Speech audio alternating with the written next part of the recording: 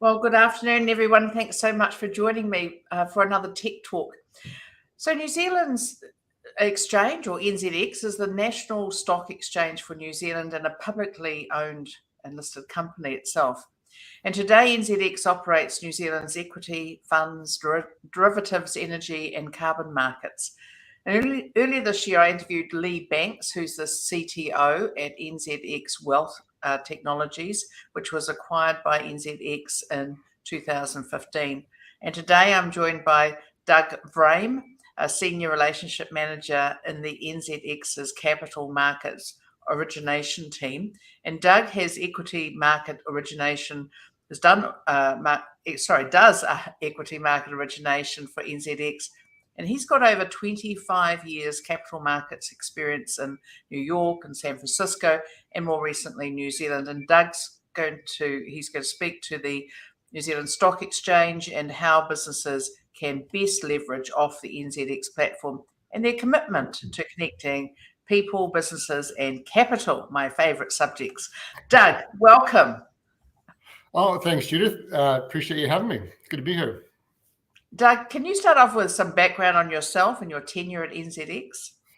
Yeah, so I've been at NZX now about 4 years, and what I do here, as you mentioned, is the capital markets origination. So that's kind of finding new companies that want to issue equity or do an IPO or a direct listing on the exchange. So we talk to companies that are private, we talk to VC firms, and kind of educate them on what would be involved in doing a listing, why you would do it, what the process is, all the things to think about, and then connect them with others in the ecosystem. So it's been a great experience. Like I said, I've been doing that for 4 years. Prior to that, I worked, as you mentioned, in the US, and I worked at Morgan Stanley, a big investment bank, and then Lehman Brothers, and was involved in technology IPOs and wealth management.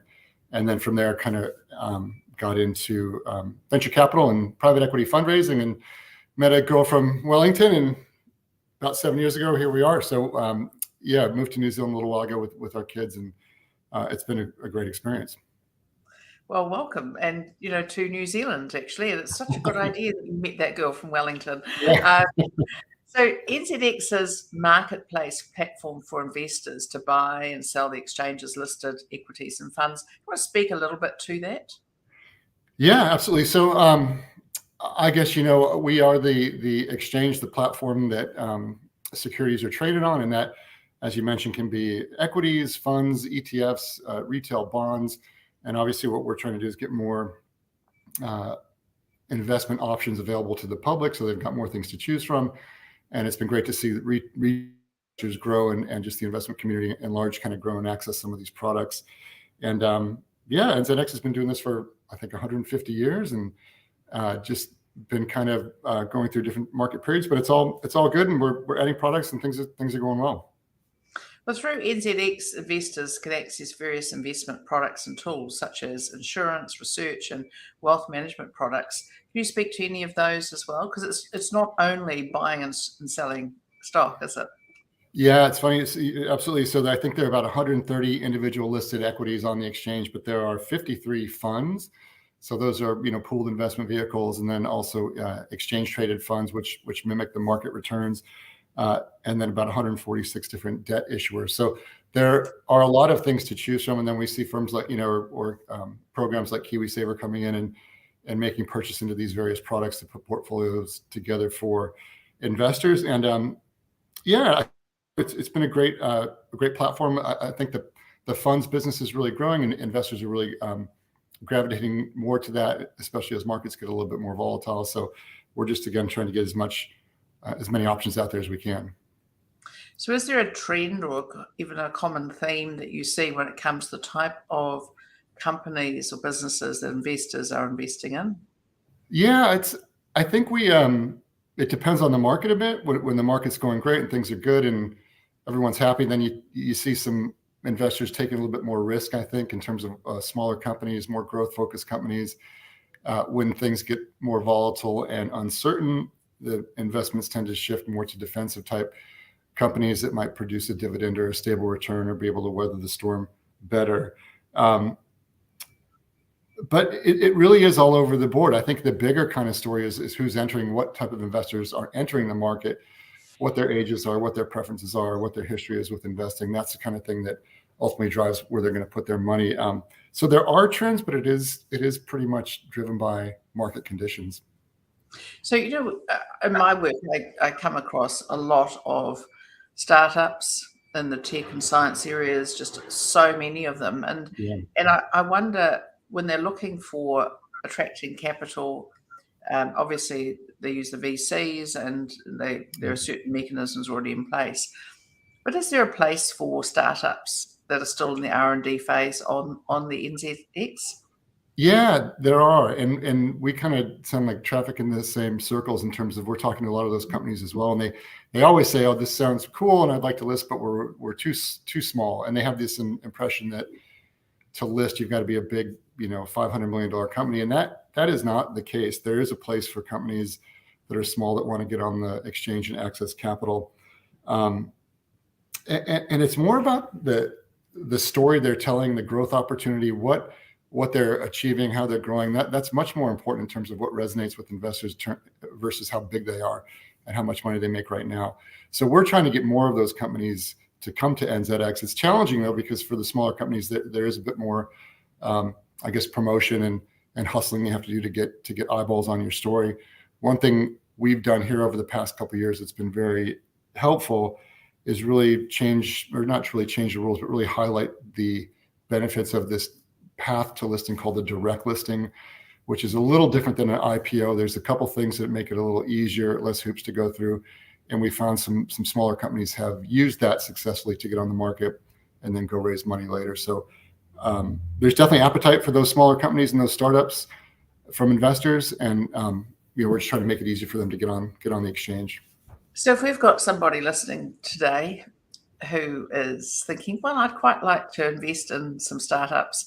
I don't know where to go to. Maybe I don't want to be part of a VC fund. Maybe I want to be able to do something myself and control it myself, my investment. There are places for them on NZX, is there? Absolutely. And that's one of the big reasons is that maintaining of control and not giving up equity ownership to PE firms or outside groups. And there's a lot of founders that want to do that and really kind of get something listed, put a value on the board, and hopefully achieve the plans that you've laid out. And in 5 years from now, it could be hopefully a much bigger number, and you've created wealth for yourself and for investors and all that stuff. So yes, there is a spot. I guess I should mention about the size. When we wouldn't recommend this or suggest everyone do this, but technically, per the NZX rules, you only have to have a market cap of $10 million to list. There are other criteria and hoops to go through, but it's a lot smaller than people think often, and it's worthy. It's a worthwhile path to investigate if you're out there raising money and going about growing a company. Yes, and another way for people as well to invest in as well as into some of the startups. Is there some particular way forward for startups coming onto the NZX? Do you have a pathway for them so that they can be given something of a red carpet treatment so that they don't fall off and think, oh, this is just too hard and I'll get back to my science lab? Because, you've got to have people to invest. You've got to have people outselling the vision. Really. Yeah. No, you're right. And there are, I guess, there's a view out there that, boy, if you list, it's super hard and complicated, and there's all these rules and announcements to follow. And our team, in addition to trying to bring new issuers on board, we actually manage the relationships for all the listed companies. So you've got an internal group here that's helping you, a regulations department that you can lean on. And we've, over the last couple of years, tried to do more in terms of just promoting the exchange in general and talk about a wide range of companies that are listing. So we would try and maybe do a spotlight video, put you through social media, connect you with retail investors through webinars, anything we can to help small companies and big companies get more attention on their stories. That's been a huge focus for NZX and something we want to do more of and keep it going to get more of those startups, coming to the public markets.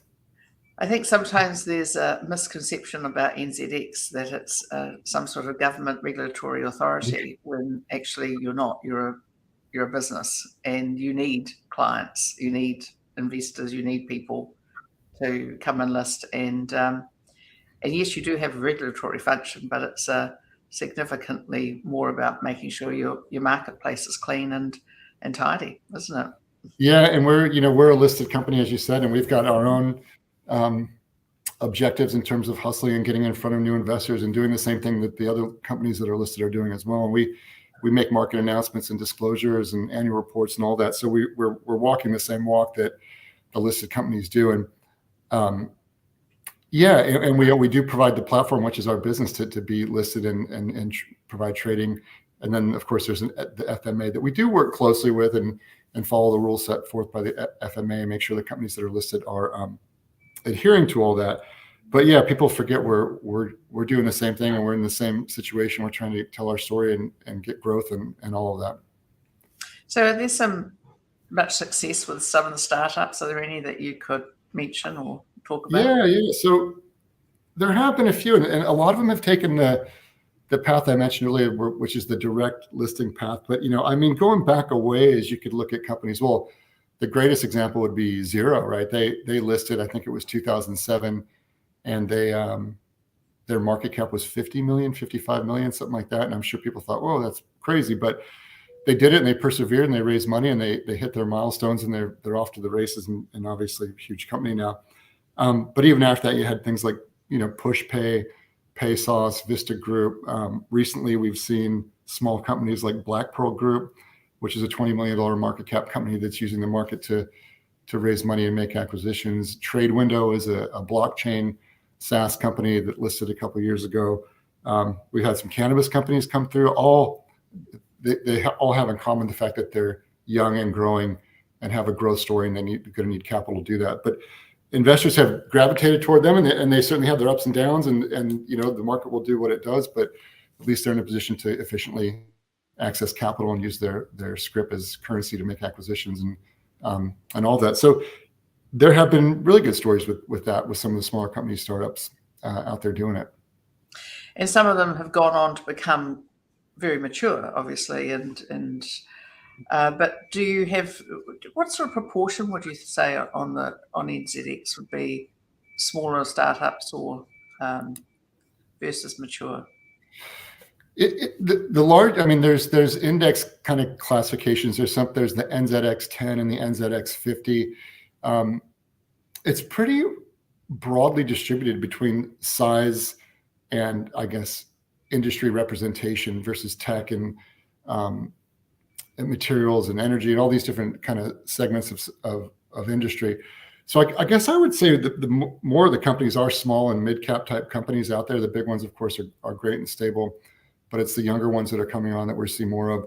The way I think the industry works in New Zealand, I think it's quite conservative, which is fine and good. And for big, large IPOs, people want to see stability, a long track record, and that will attract maybe a big investment bank to help you with your IPO. For some of these smaller companies that I mentioned, they've got to be a little bit more creative, and they might use the direct listing path to come to the market. And like I said, they've got to go out and get in front of investors any way they can. Obviously, everyone's trying to help them do that. But so it's different paths for everyone. And hopefully there's a good representation of different size companies for people to get invested in. So what advice, Doug, would you give to founders out there who might be looking to seek capital, which would be pretty much most of them, by listing on NZX? What would you say to them? So I would say it's probably more achievable than they think, and to really educate themselves on the process, because there are there's a lot of incorrect information out there. Like with anything, when people think about the New Zealand Exchange or markets or listing, it's kind of like you heard a story from a guy that knows a guy type thing on how it works. So get the information, because it's usually more direct and easy than companies believe.